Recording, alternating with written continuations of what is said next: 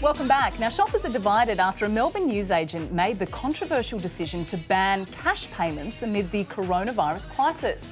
News Express and Toorak will only accept bank cards in a bid to prevent staff from contracting the disease. We'll get more on this with John Mangos and Shelley Horton here Hello. with us. Great to see you both. Elbow bumps Elbow all around. bumps. Oh, yeah, g'day Yeah. guys, g'day. Hey, Toorak, I mean, if I could get a credit card from anyone in Toorak, I'd be doing it. Kind of makes sense. That's true.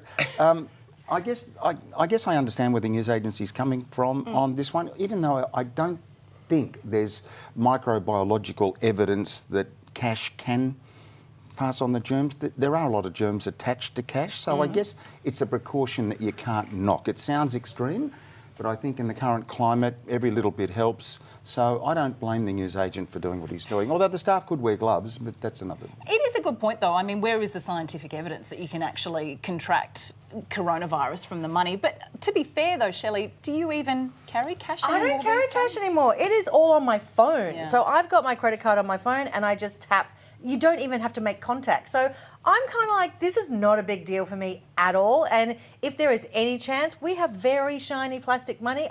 To me, it makes sense that bacteria can be on there, so maybe the virus can. Why risk it? And come on, let's just get with the times. Who uses cash? I went to a Lebanese restaurant in Belmore yesterday and got some lunch, and I went to pay with my phone, and they were like, no, cash only. And I was You're like, like, what? Oh, yeah, What? the cash there. Yeah, but that's for different That's reasons. the Lebanese community. come on, John. All right, well, let's move on because social media, it's slammed those saying they'll use the government's $750 coronavirus handout to stockpile toilet paper and canned goods. John, look, the handout is all about keeping us out of a recession. Is it a sense of spend it on whatever you want, or do we need to go to certain areas? Look, it's meant to kickstart the economy. It's, we're going to take a huge hit, and it's meant to generate some cash into the economy. So what the government would like you to do is go to your local coffee shop, go to your local store, go to the supermarket, so that cash is pumped back through the economy. What they don't want you to do, and what I did when Kevin Rudd gave us the stimulus package during the GFC was, TV? Well, no, I put it into the home loan, and that's probably what they don't want you to do, because that's not kickstarting the economy. So I guess the question here is, how do you spend it in the way it was intended to be spent to help kickstart things?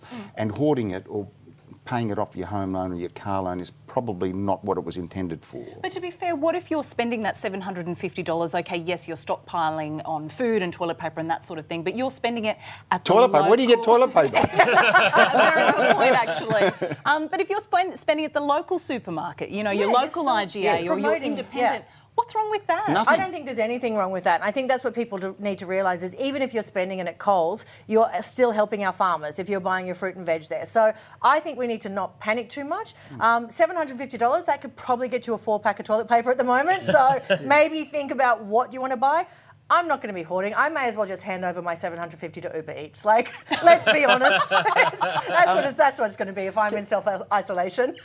If I can add another little element here, after the bushfires, I became conscious of the Empty Esky campaign of helping people in the areas where right?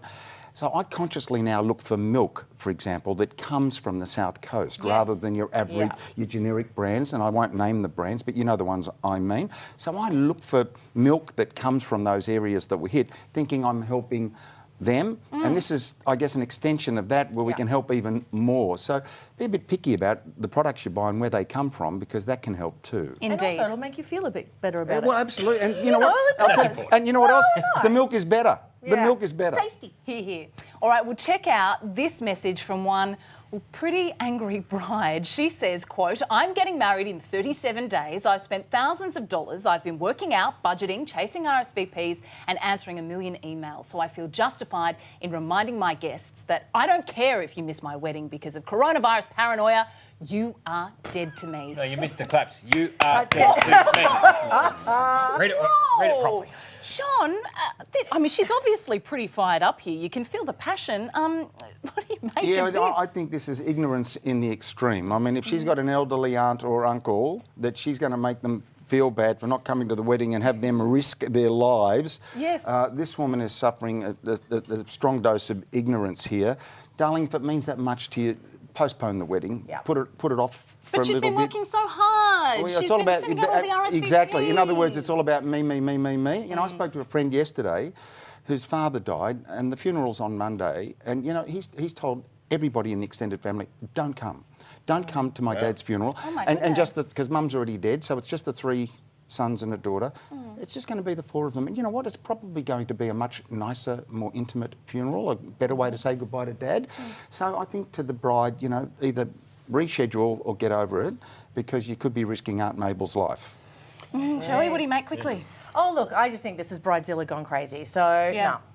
no, rein it in. Now, Shelley, you've got one other little message here Oh, today. yes. So I've got a brand new podcast, and it's actually called Things You Can't Talk About on TV. So we can't really talk about it on TV Oh, what a because tease. it is, you know, strange smells and embarrassing fluids and all of that sort of stuff. But it's Dr. Ginny Mansberg and I, and we're busting those taboo topics, and it's available on audible.com.au. So please have a listen. Perfect if you're isolated at home and you need a bit of laughing and learning. Oh dear. Fluids and smells, just what you want if you're isolated at home. Lovely to see you two. Thanks, guys.